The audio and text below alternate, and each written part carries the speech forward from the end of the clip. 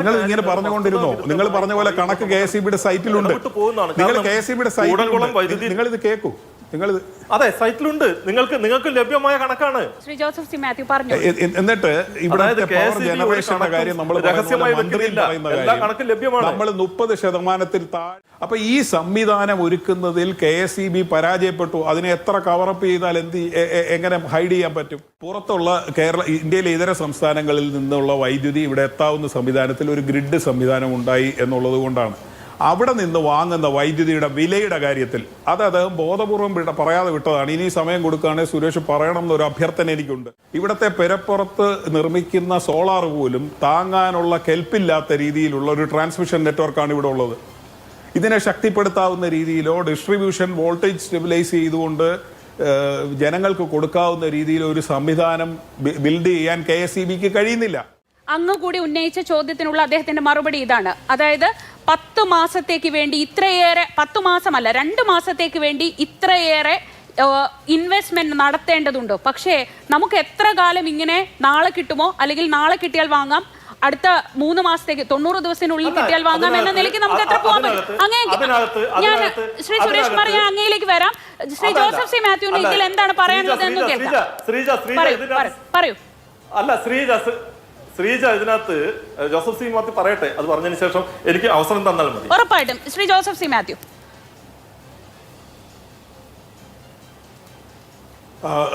ശ്രീജ, ഇതില് നമ്മൾ വസ്തുതകളായിട്ട് കണ്ട് അഡ്രസ്സ് ചെയ്യാൻ ശ്രമിക്കണം എന്നുള്ളതാണ് ഒന്നാമത്തെ കാര്യം. ഇപ്പം ശ്രീ സുരേഷ് കുമാർ പറഞ്ഞത് ഏപ്രിൽ മെയ് മാസത്തിലെ മാത്രം വിഷയമാണ്.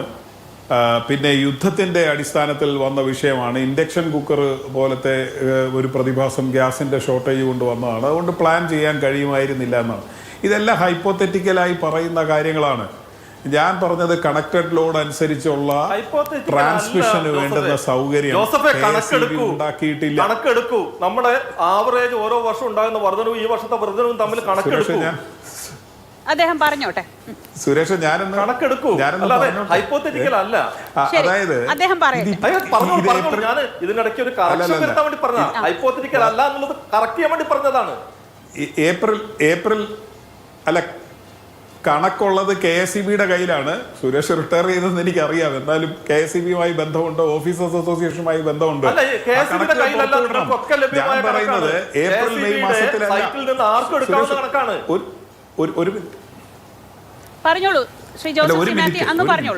ഞാൻ പറയട്ടെ. നേരത്തെ ഇവിടെ ബാറ്ററി വെക്കുന്നതുമായി പറഞ്ഞല്ലോ. സോളാർ എനർജിയും ബാറ്ററിയും വെച്ചാൽ എന്താ സംഭവിക്കാന്നറിയാവോ? നിങ്ങളൊരു ഇൻവെർട്ടർ വെച്ച് കഴിഞ്ഞാൽ ഇൻവെർട്ടർ വഴി പവർ കയറ്റി വിട്ടാൽ മിക്കവാറും സമയം അത് തിരിച്ച് ഗ്രിഡിലേക്ക് വിടേണ്ടി വരും, ബാറ്ററിയിലേക്ക് വിടേണ്ടി വരും. അതിൻ്റെ കാരണം എന്ന് പറഞ്ഞാൽ ഞാൻ നേരത്തെ പറഞ്ഞ വോൾട്ടേജ് ഫ്ലക്ച്വേഷൻസ് ആണ്.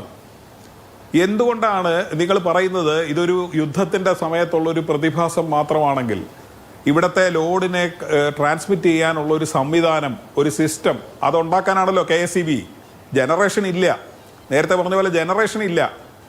അപ്പോൾ പിന്നെ ട്രാൻസ്മിഷനുള്ള ഒരു സിസ്റ്റം മെയിൻറ്റെയിൻ ചെയ്യലാണ് KSEB ചെയ്യുന്നതെങ്കിൽ ഇതൊന്നുമില്ലാത്ത കാലത്ത് പോലും നിങ്ങൾ പരിശോധിച്ചു കഴിഞ്ഞാൽ 290 285 ഒക്കെയാണ് വോൾട്ടേജ് കയറ്റി വിടുന്നത്.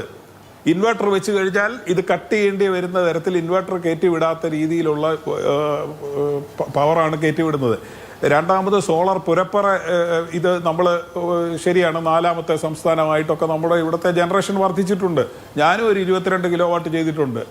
ഇത് നമുക്ക് ജനറേറ്റ് ചെയ്യാമെങ്കിൽ നമ്മുടെ കോൺട്രിബ്യൂഷനും ചെയ്യാം എന്ന് വിചാരിച്ച് ചെയ്തതാണ്, പണവും മുടക്കി. പക്ഷേ ഇതിൻ്റെ പ്രശ്നം ഇതിനുള്ള ഗ്രിഡ് വോൾട്ടേജ് താങ്ങാനുള്ള ഒരു ട്രാൻസ്മിഷൻ നെറ്റ്വർക്ക് KSEBക്കില്ല. ഇവരുടെ പല ട്രാൻസ്ഫോമറുകൾക്കും ഇല്ല. നേരത്തെ ഇവിടെ ട്രാൻസ്ഫോമർ കത്തിപ്പോകുന്ന കാര്യമൊക്കെ പറഞ്ഞു. അപ്പോൾ ഈ സംവിധാനം ഒരുക്കുന്നതിൽ KSEB പരാജയപ്പെട്ടു. അതിനെ എത്ര കവറപ്പ് ചെയ്താൽ എങ്ങനെ ഹൈഡ് ചെയ്യാൻ പറ്റും? ഇപ്പോൾ എടവൺ കൊച്ചി ലൈനിൻ്റെ കാര്യം ശ്രീ സുരേഷ് ഇവിടെ പറഞ്ഞു. കൂടംകുളത്തുനിന്ന് നമുക്ക് കിട്ടുന്നത് എത്രയാണെന്നറിയാവോ? 266 മെഗാവാട്ട്.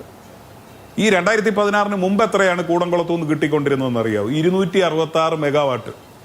അത് ഈ പവർ ഹൈവേ കൂടെ അല്ലാതെ വേറെ വളഞ്ഞാ വന്നതെന്നുള്ള വിഷയം മാത്രമേ ഉള്ളൂ. ഞാൻ പറയുന്നത് വസ്തുതാ വിരുദ്ധമായിട്ടുള്ള കുറേ കാര്യങ്ങൾ, അതിൻ്റെ കപ്പാസിറ്റിയൊക്കെ വർദ്ധിച്ചിട്ടുണ്ടാവും, ഭാവിയിൽ അത് പ്രയോജനം ഉണ്ടാവുമായിരിക്കും. ഇത് ആരൊക്കെയോ നിർത്തിപ്പോയി, ഹൈവേ നിർത്തിപ്പോയി, എടമൺ കൊച്ചി പവർ ഹൈവേ നിർത്തിപ്പോയി, ഇങ്ങനെ പറയുകയാണ്. പറഞ്ഞുകൊണ്ടേ ചില കാര്യങ്ങൾ സെല്ല് ചെയ്യാൻ ശ്രമിക്കുക. ഞാൻ പറഞ്ഞ ഈ PR വർക്ക് മാത്രമല്ലാതെ സുരേഷ് എല്ലാവരും ചെയ്യുന്ന പോലെ നിങ്ങൾ ഇങ്ങനെ തടസ്സപ്പെടുത്താറുണ്ട്. നിങ്ങൾ ഇങ്ങനെ പറഞ്ഞുകൊണ്ടിരുന്നോ? നിങ്ങൾ പറഞ്ഞ പോലെ കണക്ക് KSEBയുടെ സൈറ്റിലുണ്ട്. നിങ്ങൾ KSEBയുടെ സൈറ്റിലുണ്ട്. നിങ്ങൾ ഇത് കേൾക്കൂ. നിങ്ങൾ അതെ സൈറ്റിലുണ്ട്. നിങ്ങൾക്ക് ലഭ്യമായ കണക്കാണ്. ശ്രീ ജോസഫ് സി മാത്യു പറഞ്ഞു. എന്നിട്ട് ഇവിടെ പവർ ജനറേഷന്റെ കാര്യം നമ്മൾ മന്ത്രി പറയുന്ന കാര്യം നമ്മൾ 30% താഴെ, അദ്ദേഹം ഒന്ന് പറഞ്ഞു പൂർത്തിയാക്കി. അതായത് നമ്മൾ 30% താഴെ ഉൽപ്പാദിപ്പിക്കുന്നുള്ളൂ. ഉൽപാദനത്തിന്റെ മികവ് കൊണ്ടാണ് ഇവിടുത്തെ പവർ കട്ടോ ലോഡ് ഷെഡിങ്ങോ ഉണ്ടാക്കിയതെന്ന് ഒരു കഴിഞ്ഞ 10 വർഷത്തെ കണക്കിനിടയ്ക്ക് ഒരു സർക്കാർ സംവിധാനത്തിനോ KSEBക്കോ പറയാൻ കഴിയില്ല. പുറത്തുള്ള ഇന്ത്യയിലെ ഇതര സംസ്ഥാനങ്ങളിൽ നിന്നുള്ള വൈദ്യുതി ഇവിടെ എത്താവുന്ന സംവിധാനത്തിൽ ഒരു ഗ്രിഡ് സംവിധാനം ഉണ്ടായി എന്നുള്ളത് കൊണ്ടാണ്. അവിടെ നിന്ന് വാങ്ങുന്ന വൈദ്യുതിയുടെ വിലയുടെ കാര്യത്തിൽ അത് അദ്ദേഹം ബോധപൂർവം പറയാതെ വിട്ടതാണ്. ഇനി സമയം കൊടുക്കുകയാണെങ്കിൽ സുരേഷ് പറയണം എന്നൊരു അഭ്യർത്ഥന എനിക്കുണ്ട്. 4 രൂപ 29 പൈസയ്ക്ക് ഉണ്ടായിരുന്ന ഒരു long term power purchase agreement റദ്ദാക്കിയിട്ട് 10 രൂപയ്ക്കും 13 രൂപയ്ക്കും പവർ വാങ്ങാനുള്ള കരാർ എടുത്തത് എന്ത് ദേശ താല്പര്യമാണ് അതിൻ്റെ മുന്നിലുള്ളത്? അതിൻ്റെ പിറകിൽ ആരാണ് പ്രവർത്തിച്ചത്? ഇതിൻ്റെ അധിക ബാധ്യത ജനങ്ങളിലേക്ക് ട്രാൻസ്ഫർ ചെയ്യുക, അതൊരു കാര്യം. പവർ ജനറേഷൻ സംബന്ധിച്ച് എങ്ങനെയാണ് വൈദ്യുതി വരുന്നതെന്നുള്ളത് സംബന്ധിച്ച്.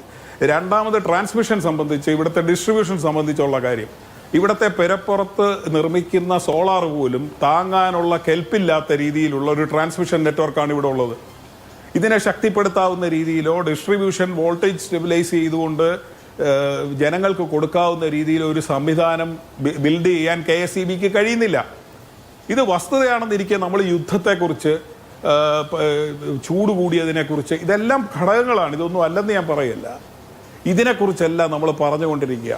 ആൾക്കാരുടെ കയ്യിൽ നിന്നെല്ലാം വാങ്ങിയ കണക്റ്റഡ് ലോഡ് വെച്ച് നോക്കിക്കഴിഞ്ഞാൽ അത്രയും പവർ ഇവിടെ ഇപ്പോഴും നാട്ടിൽ കൺസ്യൂം ചെയ്യപ്പെടുന്നില്ല.